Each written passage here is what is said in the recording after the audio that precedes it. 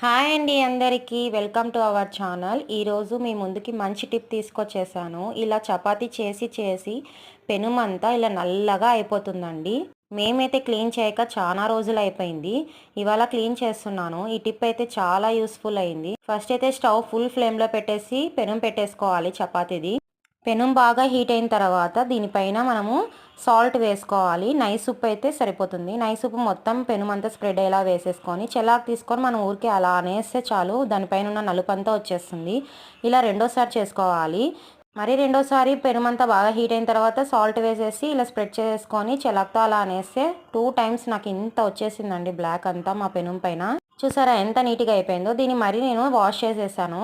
ఇంకోసారి సోప్ తీసుకొని బాగా రుద్దేసిన తర్వాత బాగా క్లీన్గా కడిగేసుకోవాలండి పెనంని, ఎందుకంటే ఆ నలుపు అనేది లేకోకుండా. ఇప్పుడైతే మన చపాతీ పెనం రెడీ అయిపోయింది. మా అమ్మ చెప్పిన టిప్ ఎలా ఉందో కామెంట్ చేయండి.